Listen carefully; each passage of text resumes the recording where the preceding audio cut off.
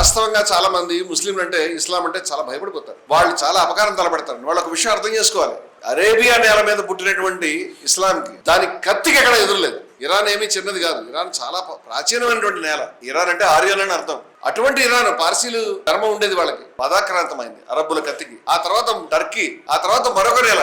ఆ విధంగా పాదాక్రాంతం అయితే ఒక్క చోట ఎదురు లేదనుకున్నటువంటి అరబ్బుల కత్తికి ఒక చోట ఆటంకం ఏర్పడింది. దాని పేరు భారతదేశం.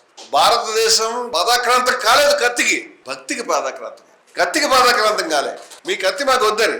కానీ అదే ముస్లింలు సూఫీల ప్రేమతో దర్గాలు పెట్టి పాటలు పాడుతూ సమానత్వాన్ని బోధిస్తే భక్తి సాంప్రదాయం వాళ్ళతో చేతులు కలిపి నడిచింది తప్పితే వాళ్ళని ఎవరిని ద్వేషించలేదు. ఈ భక్తి ఉద్యమానికి ఉన్నది అలా ఏమిటంటే, మీరు ప్రాచీనమైనటువంటి హిందూ మతంలో ఏవైతే విలువలు ఉన్నాయో అవన్నీ ఉన్నాయి. అయం నిజ పరవేతి గణనాలకు చేత సాం, వీడు నావాడు వీడు బయటవాడు అనేటువంటిది చిన్నవాళ్ళు లో లెవెల్ పీపుల్ ఆలోచిస్తారు. దార చరితానంతో వసుదైవ కుటుంబకం, ప్రపంచం అంతా కూడా కుటుంబమే. విశాలంగా ఆలోచించేవాడికి ఇది గొప్ప ధర్మం, గొప్ప ఆలోచన. ఇది సమస్తము ఈశ్వరమయమే, గొప్ప ఆలోచన ఇది. అలాగే నిర్దోషం ఈ సమం బ్రహ్మ, చాలా గొప్ప ఆలోచన ఇది. సమానత్వ సూక్తం ఉన్నది, మనందరి ఆశయాలు సమానం కావాలి ఋగ్వేదంలో, చాలా గొప్ప ఆలోచన. ఆరో బద్ద కథో ఎంత విశ్వత, ఎక్కడెక్కడ మంచి ఆలోచనలు ఉన్నాయి అవన్నీ మాకు చెందాలి, చాలా గొప్ప ఆలోచన. ఎక్కడ లేవు. ఏకం సత్ విప్రాబహుదా వదంతి, ఎవరు ఏ రకంగా చెప్పినప్పటికీ ఉన్నది ఒకటే.